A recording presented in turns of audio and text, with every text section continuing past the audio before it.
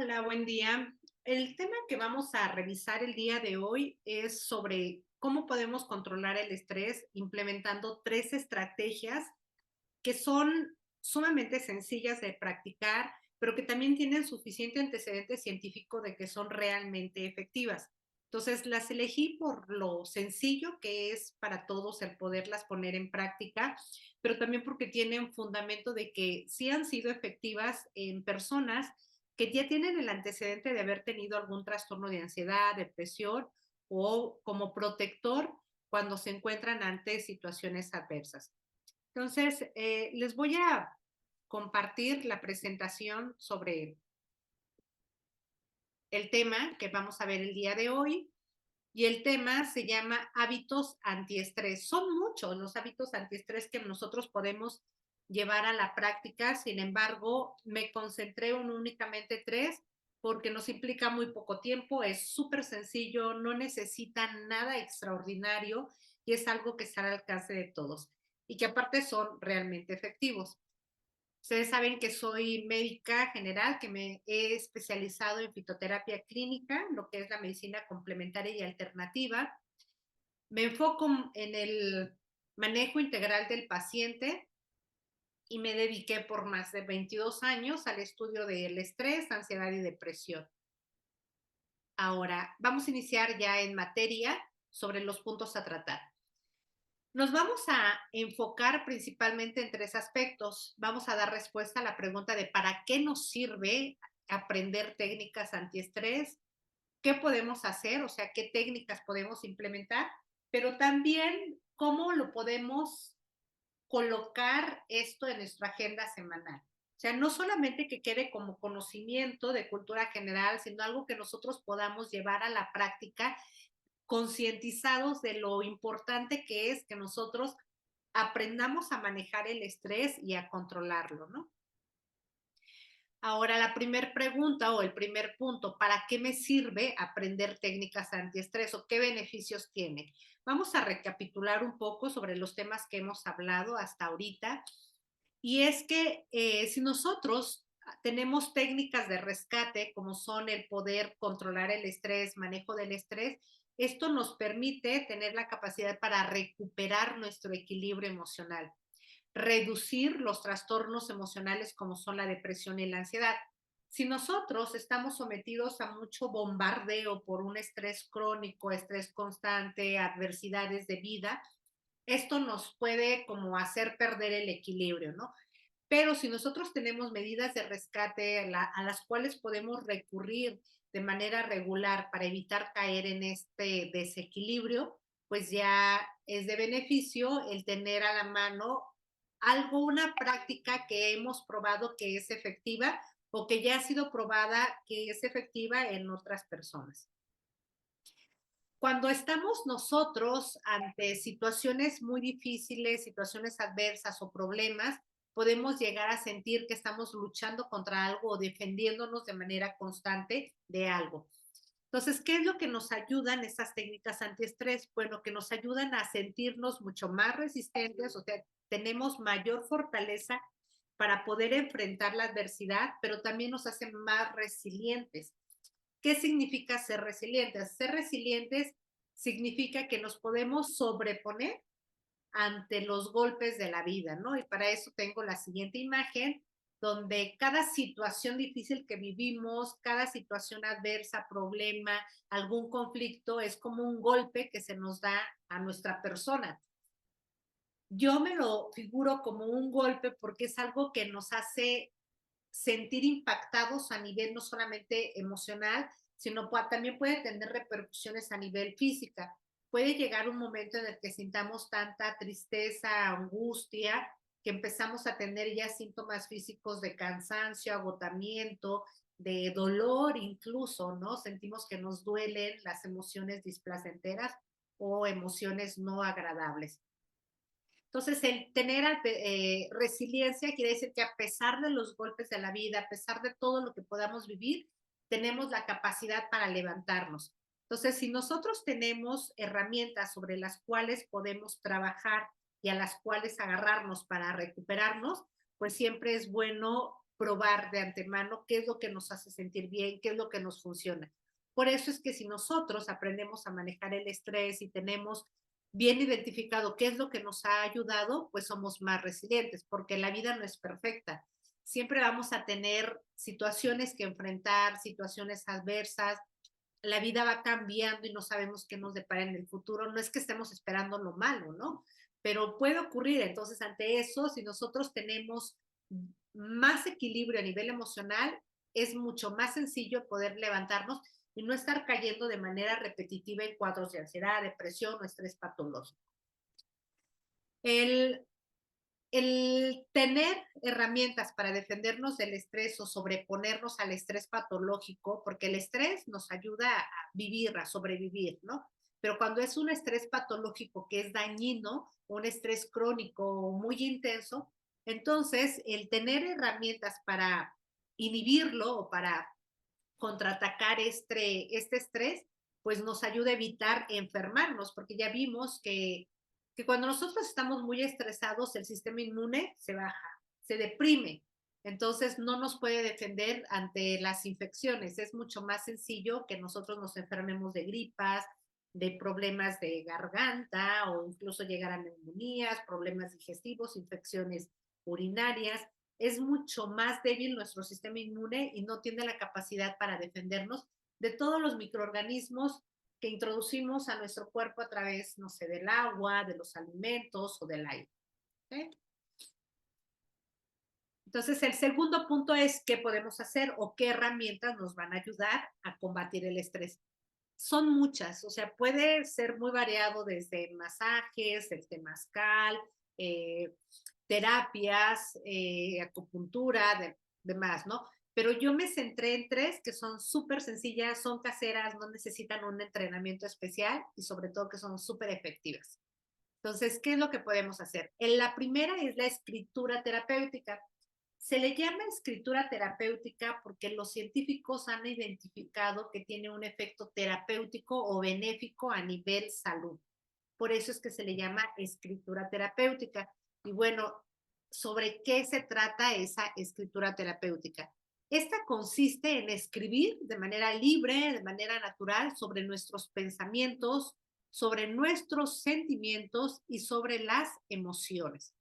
Entonces, cuando nosotros expresamos o exteriorizamos todo lo que pensamos, sentimos o todo lo que nos hace percibir alguna situación, es como darle salida a esa espiral de pensamientos que cada vez va creciendo y va creciendo cuando nosotros no dejamos de pensar en una sola circunstancia.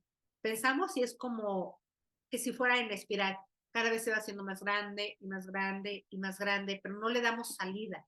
Entonces, mediante la escritura terapéutica es como darle salida a ese pensamiento y no hacerlo crecer en nuestra cabeza, ¿no? Lo malo de esto es que a veces los pensamientos son catastróficos. Cuando nos ocurre algún evento adverso, tenemos la tendencia a pensar en lo catastrófico. Si hay algo mal en nuestra salud, ya nos imaginamos en etapa terminal o con un montón de medicamentos o tal vez hospitalizados. Si es algo que nos agobia, no tenemos tendencia a creer que esto va a tener un final catastrófico o que la situación se va a poner peor, ¿no? Esto ocurre principalmente cuando ya tenemos antecedente de padecer algún trastorno emocional como depresión, ansiedad, burnout o algún proceso patológico a nivel emocional o a nivel mental. Entonces, ¿qué es lo que ocurre? Que este estrés psicológico por los pensamientos catastróficos que tenemos, los pensamientos de desolación, de que las situaciones nos rebasan, o pensamientos de que nos sentimos ya en el hoyo, nos va a provocar los síntomas clásicos del estrés intenso. Entonces, ¿cuáles son? Son los mismos que se presentan en la ansiedad, que es sentirnos como mareados, como abrumados, sentir que de despersonalización, atrapados o con mucho miedo o temblores. Podemos tener síntomas como dolores de cabeza, mareo, sensación de que nos vamos a desmayar, problemas de corazón. Hay personas que incluso llegan a tener palpitaciones tan fuertes o intensas o dolor de pecho que cree que está infartándose y llega al servicio de urgencias pidiendo ayuda cuando en realidad fue solamente una crisis de ansiedad. Entonces, estos pensamientos, si nosotros los dejamos crecer y almacenarse en nuestro cuerpo, los tenemos presentes todo el tiempo, nos puede llegar a generar síntomas de ansiedad y por lo tanto, si nosotros nos mantenemos mucho tiempo en estos pensamientos y en este estado de funcionamiento mental y físico, podemos llegar a desarrollar ya lo que es una enfermedad como trastorno depresivo mayor o trastorno de ansiedad generalizada. Entonces, recordemos que los pensamientos son los que generan la emoción. Dependiendo del pensamiento que yo tengo, va a ser la emoción que yo voy a generar. Si yo tengo pensamientos de alegría, me voy a sentir contenta, jovial, con energía.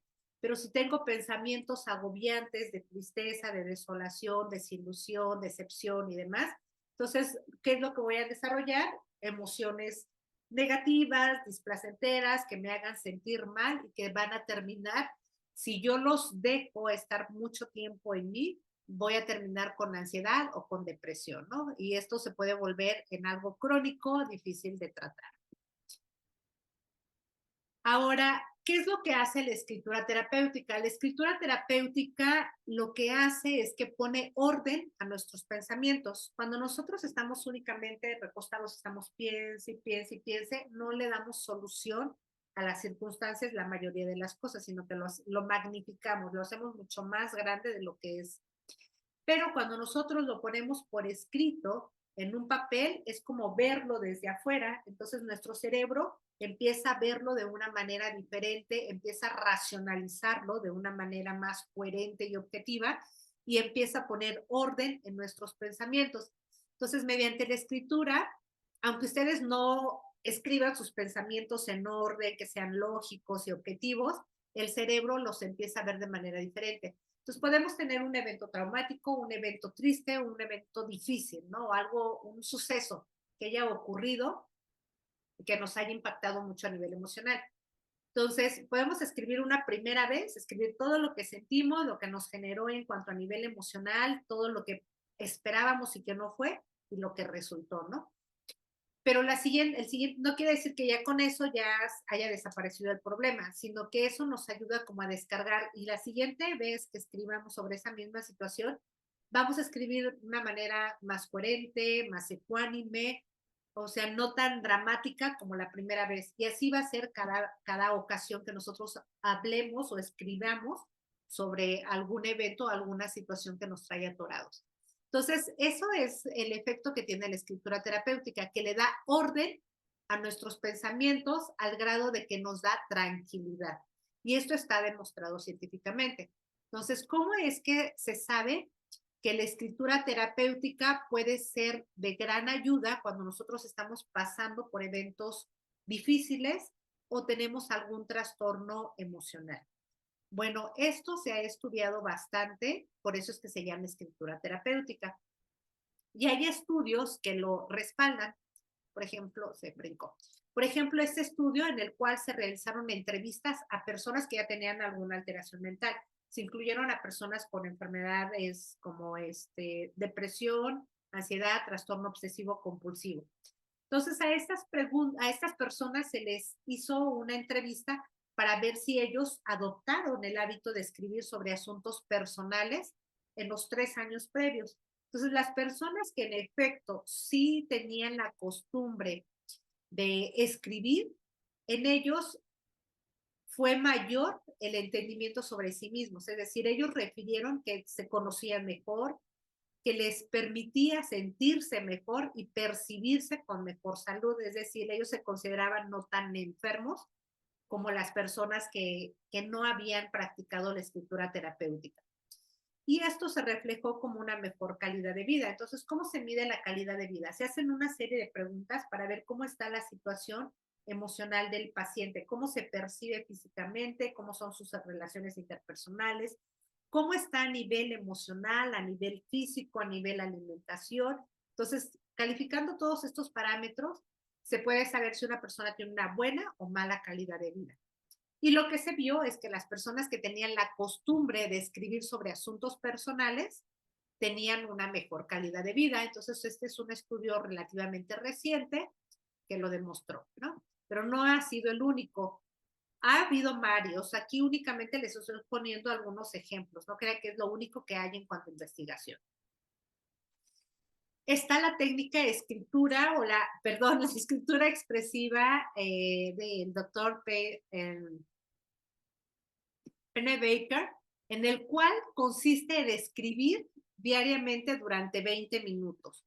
Entonces, ¿qué es lo que hacían las personas que escribían 20 minutos diariamente durante sus experiencias del día? Entonces, esta técnica se implementó para mujeres que tenían problemas de adicción a sustancias, personas drogadictas, alcohólicas o adictas a medicamentos. Entonces, estas mujeres, después de practicar la escritura expresiva durante 20 minutos diariamente, con solo 2 semanas, ellos ya mostraron reducción de los síntomas postraumáticos. O sea, aquellas que habían tenido un trastorno por estrés postraumático, redujeron los síntomas de depresión y de ansiedad. Entonces, imagínense el efecto benéfico que tiene con escribir diariamente 20 minutos sobre cuestiones personales. Entonces, ¿sobre qué puede escribir una persona? Bueno, ¿qué es lo que siente? ¿Qué es lo que le pasó? ¿Lo que le acongoja o le preocupa? ¿O lo que le haya gustado durante su día, ¿no? Entonces, ya con esto reducía por mucho los síntomas de ansiedad y depresión. Entonces, eso es magnífico, ¿no? Porque si ya estamos tomando algún tratamiento o estamos yendo a terapia, podemos optimizar mucho más la respuesta de nuestro tratamiento si implementamos la escritura terapéutica. Y como ustedes vieron, no es mucho tiempo, o sea, 20 minutos es casi nada lo que nos podemos llevar estando viendo videos cortos en la web. Ahora, hay otro programa que también se me hizo muy, muy interesante porque se llamó este programa Transforma tu vida, escribe para sanar. Este se llevó a cabo en jóvenes en una clínica integrativa en Estados Unidos. Clínica integrativa quiere decir que trabajan al organismo en su totalidad, o sea, mente y cuerpo, ¿no? Entonces, este programa consistió en que implementaran los participantes de escritura, ya sea expresiva, escritura poética, afirmativa, la escritura tradicional o atenta. Entonces, dependiendo del tipo de escritura que ellos implementaron o independientemente del tipo de escritura, los resultados fue que hubo una mayor resiliencia, o sea, los participantes tuvieron una mayor capacidad de resiliencia o de reponerse ante la adversidad, pero también hubo síntomas de depresión, estrés y rumiación. ¿Qué es la rumiación? La rumiación es estar pensando todo el tiempo en un mismo aspecto. Por ejemplo, si a mí me robaran una cartera, me la pasaría todo el tiempo pensando, pero ¿por qué me la robaron? ¿Cómo pudo ser posible? Pero si yo hubiera hecho esto, hubiera hecho aquello, ¿cómo no me defendí? Pero si no me hubiera llevado la cartera. Entonces, todo el tiempo no dejo de pensar y pensar y pensar y pensar, entonces estoy rumiando, ¿ok? Entonces, a eso se le llama rumiación. Y cuando nosotros, en este estudio, se implementó el escribir sobre estos eventos, entonces dejan de estar piense y piense y piense y piense. Es como sacar los pensamientos a un trozo de papel, que a veces no es suficiente una sola ocasión, sinceramente. Si no escribimos una y otra vez hasta que ya decimos, ah, ya pasó, no tiene importancia, ¿no? Entonces quiere decir que ya lo superamos o que nuestra mente ya entendió que es algo, un evento que ya ocurrió, que ya es del pasado y que no tenemos que tenerlo presente o estarlo viviendo en todo momento. Ahora, ¿sobre qué podemos escribir? Podemos escribir de manera natural cualquier evento que nos haya ocurrido, algo que nos haya gustado, que nos haya disgustado. Podemos escribir sobre nuestros sentimientos y emociones más profundas, lo que tal vez no nos atrevemos a platicarle a alguien o contarle a alguien. Y aquí lo podemos hacer de manera libre, ¿no?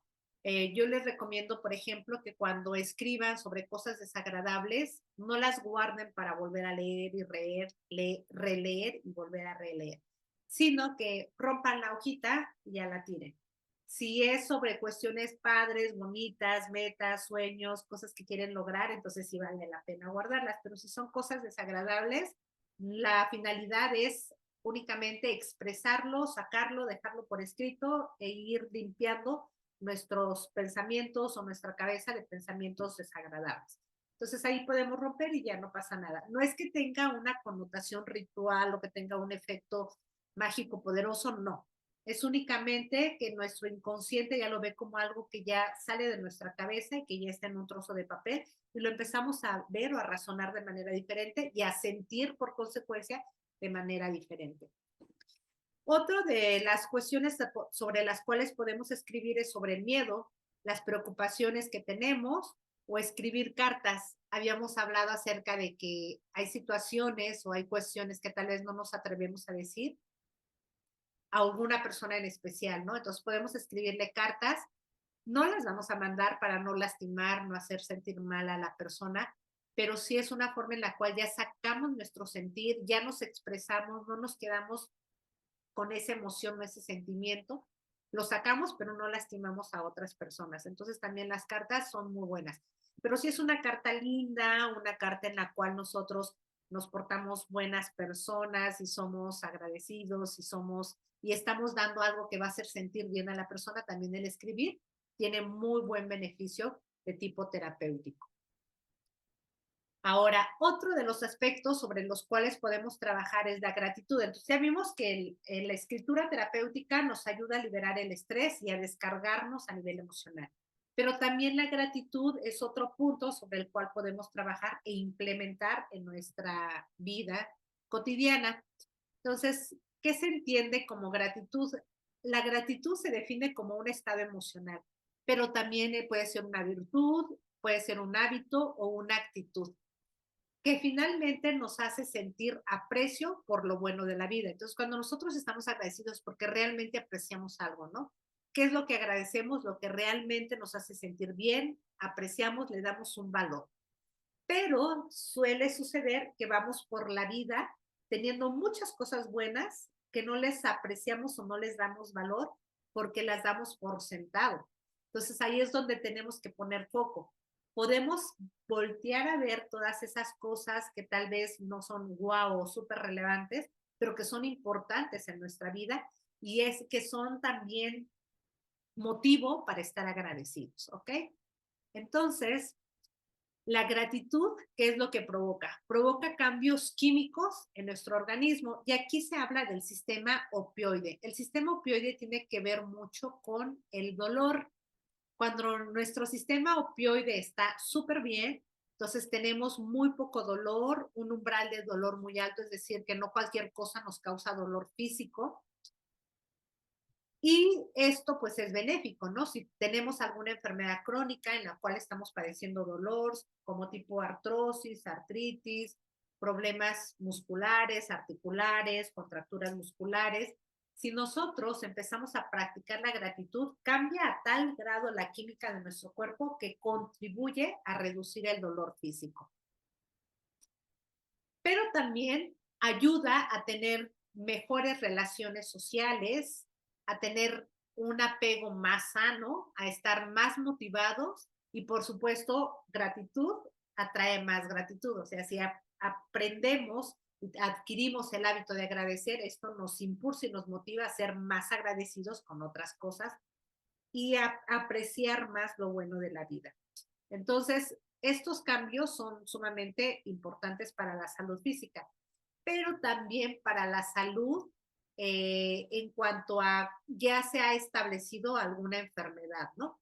Entonces, ¿qué es lo que ocurre? Si disminuye la inflamación, en automático eso contribuye a mejorar nuestro estado mental, pero también nos ayuda a evitar enfermedades que tienen que ver con la inflamación. La inflamación es como el detonador o es el combustible o la gasolina que necesita nuestro cuerpo para desarrollar enfermedades. Dentro de esto se encuentra, por ejemplo, diabetes, en la cual la glucosa está alta, la hipertensión, en la cual la presión arterial sube, las crisis de asma. Entonces, otro de los beneficios de practicar la gratitud es que todas estas enfermedades son mucho más controlables, mejoran nuestra calidad del sueño, la función del corazón también mejora y mejora el sistema inmune, lo que hace que seamos mucho más resistentes ante infecciones o enfermedades. Pero también reduce la forma en que percibimos el estrés. Entonces, si hay algo que normalmente o que habitualmente nos estresa, cuando nosotros empezamos a practicar la gratitud, entonces somos como más resistentes, ya no nos estresa tanto ese mismo evento o ese mismo factor, ¿no? Aquí estamos observando no solo el beneficio psicológico, que ya lo revisamos, sino también el ejercicio físico o protector contra enfermedades. Pero aún cuando ya esté instalada una enfermedad como diabetes, hipertensión, alguna cardiopatía o alguna inmunodeficiencia, si nosotros practicamos la gratitud, se puede revertir el efecto de estas enfermedades o reducir al mínimo los síntomas. Incluso puede ayudar a que nosotros tengamos una menor necesidad de medicamentos, ¿ok? Los beneficios mentales son satisfacción con la vida, mejora nuestras relaciones interpersonales, reduce el nivel de estrés, de depresión, ansiedad y algo que no habíamos mencionado es que mejora la percepción de nuestra imagen corporal. Muchos de nosotros no estamos contentos con nuestra imagen corporal, ¿no? O queremos ser lacios o chinos, o queremos tener la piel más morena o más blanca, o no queremos tener el tamaño de ojos que tenemos, o de nariz, o tal vez la boca. O sea, no nos gustamos al 100. Cuando nosotros practicamos la gratitud, empezamos a percibirnos de manera diferente. ¿Por qué? Porque entonces empezamos a agradecer cosas buenas de nuestro cuerpo. ¿Ok? ¿Están de acuerdo? Cuando vemos lo bueno de nuestro cuerpo, entonces todo lo malo que estábamos observando empieza a disminuir de volumen o de magnitud. Entonces mejora la percepción de nuestra imagen corporal. No hay personas mal ni bien a nivel imagen corporal, sino todo depende de la forma en que se nos mira. Y lo más importante es la forma en la que nosotros nos percibimos, porque si nosotros no estamos contentos con nosotros mismos, nos sentimos inadecuados en cualquier lugar. Entonces eso aumenta los síntomas de ansiedad y de depresión o los intensifica. Entonces sí es importante el trabajar cómo nos percibimos o cómo nos vemos a nosotros mismos. Hubo un estudio en el cual se incluyeron a 293 adultos que estaban ya en tratamiento con psicoterapeuta, o sea, que iban al psicólogo para cada semana para atender su trastorno emocional, ¿no? Normalmente es trastornos de tipo ansiedad, depresión. Entonces, a estos 293 personas se les dividió en tres grupos. Al primero se le dijo, bueno, vas a seguir con tu terapia, pero también vas a practicar la gratitud. Te vamos a indicar actividades para practicar la gratitud. Al segundo grupo se le indicó únicamente recibir la psicoterapia. Y al tercer grupo, la psicoterapia, pero la escritura terapéutica o escribir sobre sus pensamientos y sentimientos propios. Ahora, ¿cuál de los tres grupos tuvo un mejor beneficio a nivel de reducir los síntomas de ansiedad y depresión? Bueno, el grupo que tuvo mejores resultados fue aquel que practicó la gratitud. Entonces, ¿qué es lo que hacía este grupo? Escribía cartas de gratitud. Entonces, y finalmente los autores dijeron que la gratitud podría mejorar o optimizar la respuesta terapéutica de la psicoterapia. Entonces, lo ideal es combinar. Si una persona tiene necesidad de psicoterapia, llevar su psicoterapia, pero fortalecerla para optimizar los resultados con práctica de la gratitud, ¿no? En este caso fueron cartas de gratitud. Pero imagínense, ¿no? No quiere decir que al hacer las cartas ya ahí se acaba todo el beneficio que podemos obtener. Podemos obtener un beneficio adicional si además de practicar la gratitud, también practicamos la escritura terapéutica. Entonces aquí me hubiera gustado un grupo en el cual se le diera psicoterapia, escritura terapéutica y gratitud. Hubiera sido mayor el beneficio teniendo estas tres herramientas que únicamente teniendo la psicoterapia. Entonces, la psicoterapia, pues si nos cuesta, tenemos que acudir a un lugar, trasladarnos y aparte el costo semanal como mínimo. Pero la escritura terapéutica, la gratitud es gratuita, la podemos hacer en la comodidad de nuestra casa, no necesitamos un entrenamiento ni preparación o conocimientos máximos para poderla desarrollar. Entonces, esto fortalece nuestro cerebro prácticamente. ¿Qué es lo que nos ayuda? ¿A qué nos ayuda la gratitud? Nos ayuda a evitar pensamientos y sentimientos como son el resentimiento, el orgullo, el rencor y la culpa. Todos estos son sentimientos displacenteros porque no nos causan placer, al contrario, nos causan agobio, nos causan sentirnos mal, con baja energía. Entonces, cuando nosotros practicamos la gratitud, estamos contrarrestando este tipo de sentimientos o emociones. ¿Por qué? Porque entonces ponemos más atención en los aspectos valiosos o importantes de la vida. Y esto nos hace más tolerantes o más resistentes o fuertes cuando vivimos alguna adversidad. Puede ser que tengamos, o sea, durante la vida podemos tener eventos difíciles, ¿no? Difíciles en el sentido de que nos causa mucho agobio, porque lo que es difícil para mí puede no ser difícil para otra persona o puede ser nulo, difícil para uno más. Y para otro puede ser así como lo máximo de peor que puede vivir en la vida. Entonces, tenemos eventos desagradables, eventos que pueden ir aumentando, que nos causan mal, tanto mal que llegan a sentirnos, llegamos a sentirnos como aplastados por todo esto desagradable. Bueno, en la vida siempre necesitamos equilibrio. Entonces, si hay eventos desagradables que van en aumento, entonces si yo practico la gratitud y empiezo a agradecer cosas, empiezo a voltear a ver todo lo bueno que sí hay en mi vida. Entonces empieza a aumentar esta otra parte de cosas agradables y entonces logramos un equilibrio. Sabemos que tenemos eventos desagradables, desafortunados, negativos, que nos causan daño emocional, pero también hay cosas buenas. Entonces decimos, bueno, mi vida no está tan mal. También tengo muchas cosas buenas que agradecer. Y eso nos da la sensación de que no estamos en el hoyo, sino que tenemos también cosas buenas en la vida que nos ayudan a sostenernos cuando ocurren cosas malas.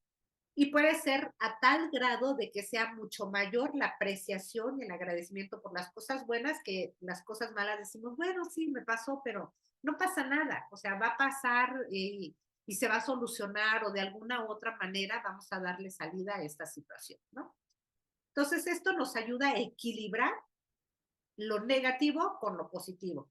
¿Por qué? Porque la gratitud es voltear a ver todas las cosas buenas y apreciarlas, o sea, dar gracias por las cosas buenas que tenemos o que nos ocurren. ¿Cómo podemos entrenar la gratitud? Esta lo podemos hacer mediante escribir cartas de gratitud, que puede ser cartas dirigidas a alguna persona. Podemos hacer cartas que tal vez nos dé pena entregar, pero que nosotros lo sentimos y que las hacemos. Puede ser cartas de gratitud para personas que ya no están con nosotros y cosas que pudimos haber dicho o querido haberles dicho, ¿no? Entonces eso también nos ayuda porque nos expresamos y no nos quedamos con ese sentimiento de tener emociones guardadas. Otro es el diario de gratitud. Los diarios de gratitud son como un poquito más amplias, son cartas hacia nosotros mismos, algo que queremos agradecer y podemos agradecer sobre muchas cosas. Una muy sencilla son las listas de gratitud, que consisten, por ejemplo, ponernos la meta de escribir 5 cosas diariamente antes de dormir sobre cosas que agradecer. Pero ¿sobre qué vamos a agradecer? Lo que podemos agradecer es muy variado. Podemos agradecer sobre nuestro cuerpo. Una técnica que yo utilizo mucho es, por ejemplo, agradecer sobre que tengo cabello, que tengo cejas, tengo pestañas que me protegen, que protegen mi vista, protegen mis ojos. Tengo una nariz que me permite oler diferentes fragancias, que me permite apreciar de una manera diferente los alimentos. Tengo una boca que me permite introducir alimentos, comer, alimentarme, dientes que me permiten masticar, un esófago que permite que el alimento llegue hasta mi estómago. Hay personas que tienen esófago corto o que no tienen, entonces tienen que comer por sonda. O sea, no es que no tenga, sino que no está funcional. Entonces tienen que ser alimentados con sonda directo hacia el estómago, que tenemos la capacidad de absorber los alimentos. Hay personas que no tienen capacidad de absorber, entonces tienen una calidad de vida muy mala y corta porque no pueden nutrirse, ¿no?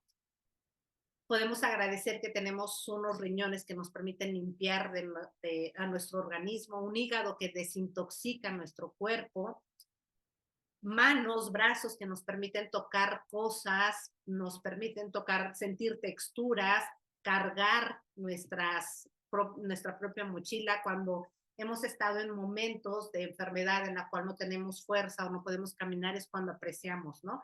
Y vemos a las personas caminar por la calle y decimos, ¿cómo es posible que no puedan apreciar o darse cuenta de lo valioso que es poder caminar, el poder cargar tus propias cosas, poderte cocinar, el tener una cama donde dormir, un techo bajo el cual dormir, tener alimentos del diario, el tener trabajo? A veces nos quejamos del trabajo, pero no, al contrario, tenemos que agradecer que tenemos un trabajo que nos permite vivir y tener ingresos, que tenemos la capacidad mental para poder buscar solución a nuestros problemas, buscar ayuda para enfrentarnos a las enfermedades o a los problemas, que tenemos familiares, amigos. O sea, podemos agradecer sobre muchas cosas, ¿no? Sobre las posesiones, si tenemos una licuadora, una plancha, o sea, cosas que no son excesivamente valiosas como un auto de lujo, pero sí tenemos lo básico para poder vivir y vivir lo más cómodo posible. Y sobre también podemos agradecer sobre las emociones.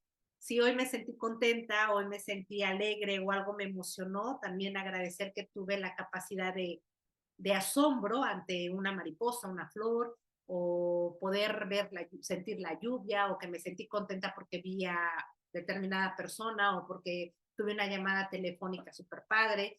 Entonces, podemos agradecer sobre muchas cosas. Únicamente es preguntarnos de qué estoy agradecida hoy, qué me hizo sentir bien, o qué es lo que me hace la vida más fácil, o qué es lo que me permite vivir o funcionar, ¿no? Entonces, es únicamente voltear a ver las cosas que ya damos por sentado y que son como muy normales y cotidianas, pero que no lo son tanto, porque cuando no las tenemos o no las podemos disfrutar, es cuando percibimos el valor de lo que sí tenemos de bueno. Este, esta práctica o este hábito nos da una sensación de contentamiento y nos hace sentir mucho más satisfechos con la vida. Entonces, por lo tanto, por lógica, también va a reducir los síntomas de ansiedad y los síntomas de depresión. Otro de los puntos sobre los cuales podemos trabajar es sobre la respiración.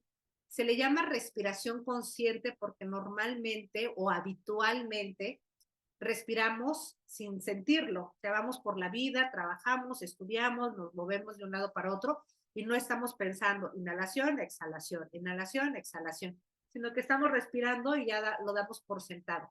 Pero cuando nosotros nos ponemos a ver cómo estamos respirando, entonces ya somos conscientes de que estamos respirando, estamos inhalando, metiendo aire y estamos exhalando o sacando aire. Por eso se le llama respiración consciente.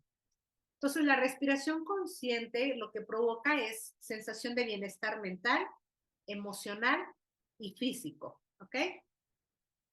¿Qué es lo que ocurre con nuestro organismo cuando nosotros respiramos de manera profunda y de manera consciente y estamos atentos a nuestra respiración? Lo que provoca es que disminuye la tensión que tenemos a nivel muscular, a nivel emocional.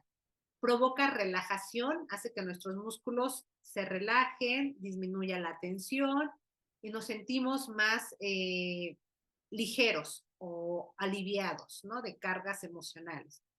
Disminuye también la velocidad de trabajo del corazón. Y esto lo podemos probar, por ejemplo, cuando estamos pasando por algún momento de susto o un momento de impresión de algo. Si nosotros respiramos profundo y se nos acelera el corazón y respiramos profundo, disminuye la velocidad con la que trabaja el corazón. Por eso es que es muy útil utilizar la respiración como auxiliar cuando padecemos de taquicardias. Las taquicardias es que el corazón está súper acelerado, camina muy rápido.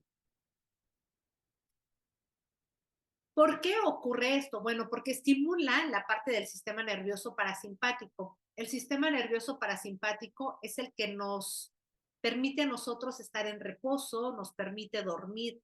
Entonces es como la parte del sistema nervioso que tiene que ver con la relajación.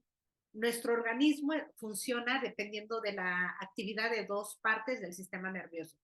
El simpático, que es el acelerador, el que nos tiene a tope y que nos trae súper acelerados. Y el parasimpático, que es el que dice calma, tranquilo, llévatela leve, o sea, relájate. Entonces debe de haber un equilibrio entre ambos para que nosotros nos sintamos bien. Si está muy elevado, andamos taquicárdicos, sudorosos, con mucha tensión, nerviosismo, sensación de temblor, como que todo el tiempo estamos preocupados, tensos, no podemos dormir. Entonces el parasimpático tiene que elevarse para llegar a un equilibrio y entonces este es el que relaja, el que mantiene estable, el que nos mantiene más en estado de reposo. Entonces ya nos sentimos bien. Entonces, lo que hacemos con la respiración es que elevamos el tono del parasimpático para que equilibre al simpático y entonces baje nuestro nivel de estrés, tensión y sensación de que estamos quemados o muy abrumados, ¿ok? Y por otra parte, también las respiraciones profundas ayudan a que nuestro oxígeno o el oxígeno que introducimos a nuestro cuerpo se utilice de manera mucho más eficiente. Entonces, nuestras células, todo nuestro cuerpo funciona de una mejor manera. Algo relevante es que reduce el nivel de cortisol. Recuerden que el cortisol es la hormona representativa del estrés cuando ya es patológico, ¿no? El cortisol es muy bueno porque nos ayuda a levantarnos por la mañana, a hacer ejercicio, pero cuando ya es patológico y está muy, muy elevado, entonces es un factor que nos puede enfermar. Entonces, mediante la respiración disminuye el cortisol. ¿Recuerdan que habíamos hablado acerca de las crisis de ansiedad, que es así como descarga masiva de hormonas del estrés, en la cual se descarga cortisol, adrenalina, noradrenalina?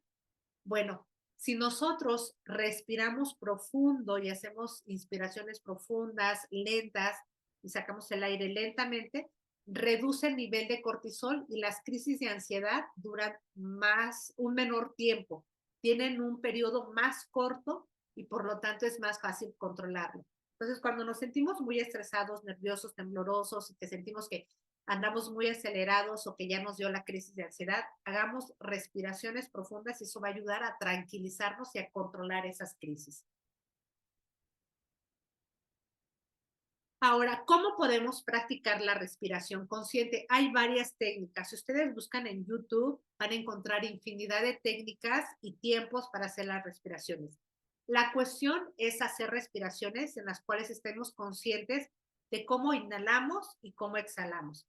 Y los tiempos para inhalar, exhalar, depende también de nuestra capacidad pulmonar. Entonces, al principio puede ser que respiremos y nos mareemos, ¿no? Porque no estamos acostumbrados a respirar profundo. Pero con la práctica va a ir mejorando nuestra capacidad pulmonar y nuestra resistencia y ya no nos vamos a marear, lo vamos a sentir como alivio y nos vamos a sentir bien de manera inmediata. Puede ser que al principio empecemos a respirar profundo y nos mareemos, pero no significa eso que nos vamos a sentir mal todo el tiempo. Es momentáneo y ya después nos recuperamos y nos sentimos bien, ¿ok? Entonces, busqué algunas técnicas que son muy sencillas para empezar la práctica de la respiración consciente. Y una es tomar aire por la nariz y expulsarlo por la boca. Entonces es tomar aire cada vez más profundo y exhalarlo por la boca. ¿Ok? Esa es una forma. ¿Cuánto tiempo? El tiempo que ustedes consideren conveniente y que aguanten, porque al principio va a ser un minuto y ya se marea. Entonces tienen que detenerse. Y hacerlo varias veces a la semana, perdón, al día. Con 2 minutos, 3 minutos, si se toman 5 minutos, ya tiene un efecto benéfico sobre el organismo y la función del sistema nervioso. Si lo practicamos varias veces al día, pues el beneficio va a ser mayor, ¿ok?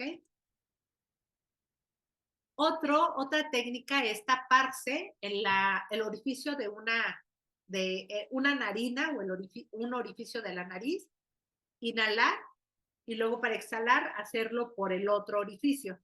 Entonces se inhala por uno y se exhala por el otro. Luego se inhala por este y se exhala por el otro. Esta es una forma en la cual vamos alternando de narinas y estamos como mucho más conscientes y controlando aún más la respiración, ¿no? Una de las técnicas es inhalar eh, en 8 tiempos, perdón, inhalar en 4 tiempos, sostener 4 segundos o 4 tiempos en inhalación y luego exhalar en 8 tiempos. Entonces, inhalar en 4, sostener 4 segundos y exhalar en 8. Otra técnica es 8 y 8, ¿no? Inhalar en 8 y exhalar en 8. Esto depende de la capacidad de cada persona. La cuestión es hacerlo de manera coordinada, de manera que nos relajemos y que hagamos la insuflación de los pulmones, pero también el llenar el estómago de aire, porque eso hace que nuestro diafragma esté trabajando y el beneficio es mayor porque tiene un efecto directo sobre el sistema nervioso parasimpático, ¿ok? Entonces hay que hacer inhalaciones profundas, lentas y exhalar de manera lenta y profunda. Por la nariz inhalar y exhalar por la nariz. Otra técnica más, que esta la recomiendan para cuando no podemos dormir o nos cuesta trabajo conciliar el sueño, es recostarnos boca arriba. Aquí yo no encontré una imagen como tal de poner una mano sobre el abdomen y la otra sobre el pecho. Pero la indicación es poner una mano sobre el abdomen y otra sobre el pecho con el cuerpo lo más relajado posible. Inspirar en 3 segundos y exhalar en 6 segundos. Entonces inhalamos y exhalamos en 6, una exhalación más lenta todavía. Entonces esto, el estar concentrados en cómo inhalamos, cómo exhalamos, el estar contando los tiempos, nos puede ayudar a conciliar el sueño mucho más rápido porque vamos a caer en un estado de relajación, ¿ok? No tiene nada místico, nada mágico, misterioso, ni nada. Es únicamente trabajar con la respiración, ir al ritmo, viendo cómo inhalamos, cómo exhalamos, sentir el aire como entra, sentirlo como sale, y esto va a tener un efecto regulador sobre el sistema nervioso. Y por lo tanto, reduce el nivel de cortisol y de estrés, ¿no? En consecuencia. Ahora, ¿cómo quedaría nuestra agenda semanal o nuestro día organizado si nosotros implementáramos estas técnicas? Aquí les puse una idea de cómo podemos organizarlo. Entonces, para esto lo convertí en un reto, que sería el reto 3. Recuerden que el reto 1 era implementar un licuado verde o jugo verde diariamente. Aumentar el consumo de verduras en cada comida, meterle un poquito de verdura, una ensalada o algo verde o un vegetal.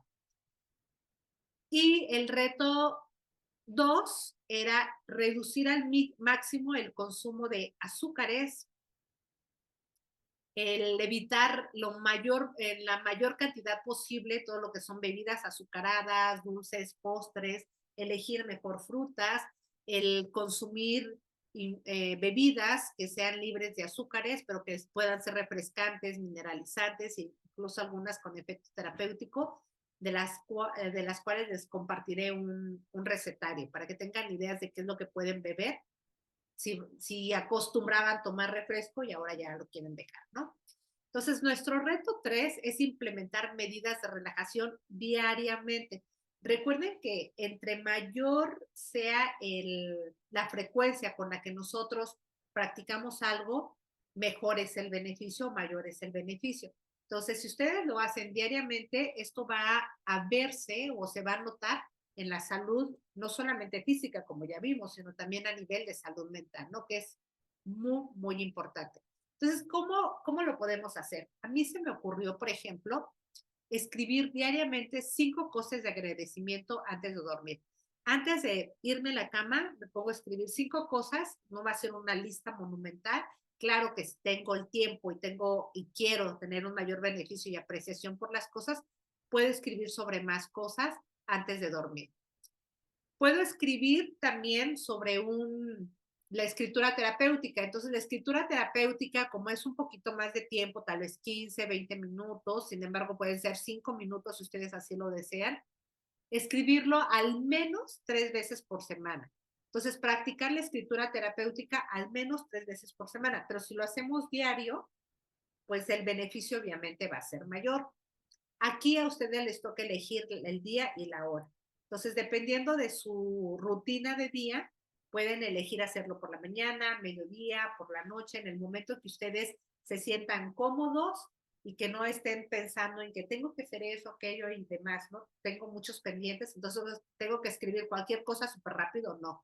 Es realmente escribir nuestro sentir, nuestros pensamientos, sentimientos, emociones para que entonces nuestro cerebro o nuestra cabeza empiece a poner orden sobre esos pensamientos.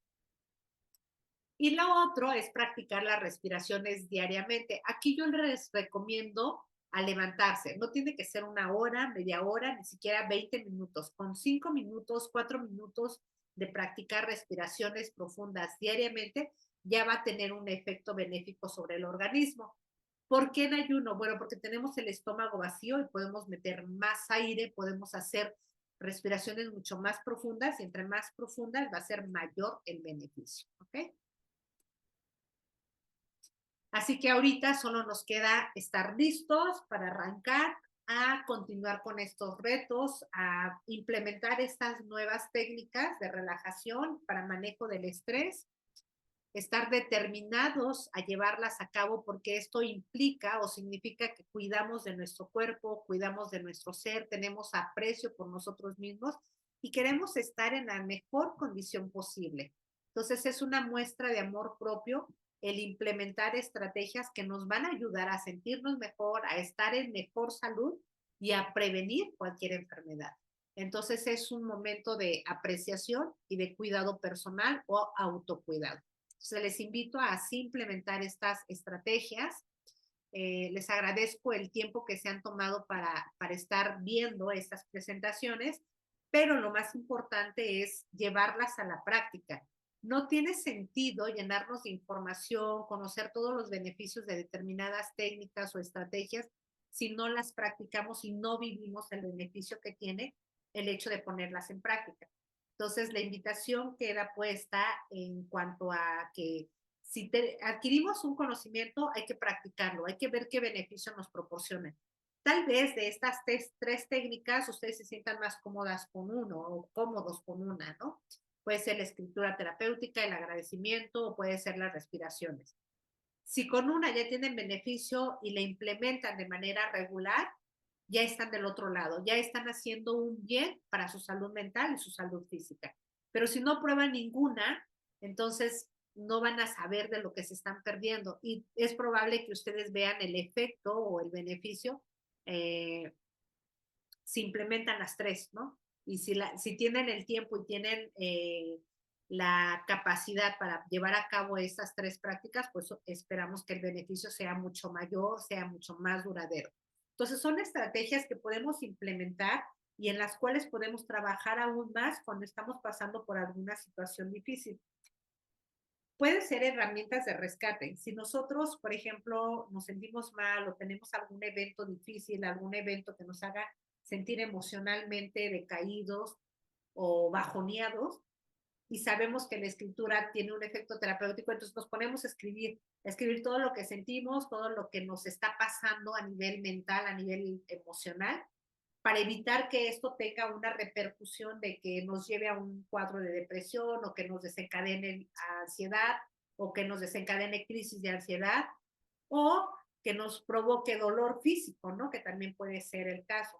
Entonces ya tenemos herramientas de rescate a las cuales recurrir y eso nos ayuda a estar más estables. No estamos en un sub y baja de depresión, luego baja la depresión, luego nos da ansiedad y baja la ansiedad y así vamos, dependiendo cómo esté nuestra vida, sino que nos da una mayor estabilidad para que a pesar de lo que ocurra, no es que nos bloquee las emociones, porque no vamos a dejar de sentir emociones displacenteras ante la adversidad, pero no nos vamos a quedar estancados en esa emoción, sino que vamos a ser resilientes, nos vamos a sobreponer y vamos a saber sobrellevar las situaciones difíciles porque estamos más equilibrados, estamos más estables a nivel emocional.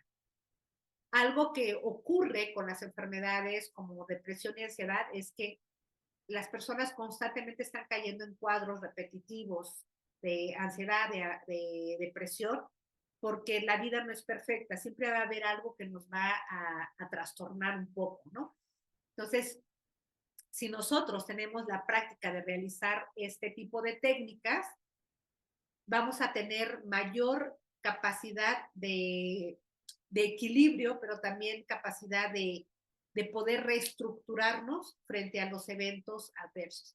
Entonces, les invito a ponerlas en práctica, que las prueben. Yo en lo particular les puedo decir que cuando ocurren, han ocurrido eventos desagradables o no muy lindos en mi vida, eh, me pongo a escribir, lloro un montón, escribo, pero al siguiente día ya amanezco como más descargada, así como que si liberé algo que me traía muy atorada, ¿no? Y cada vez que escribo, aunque escriba lo mismo durante una semana o 2 semanas, cada vez es menos el sentimiento o menos el tiempo que puedo pasar llorando por algún evento, hasta que llegue el momento que digo, ay, ni es tan importante, o sea, no se acaba la vida con eso.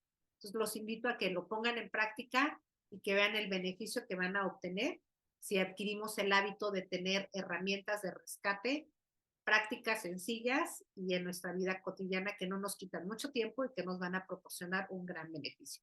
Que tengan excelentes días y pónganse a practicar técnicas antiestrés o de relajación. Escritura es buenísimo. Que tengan muy bonito día. Bye.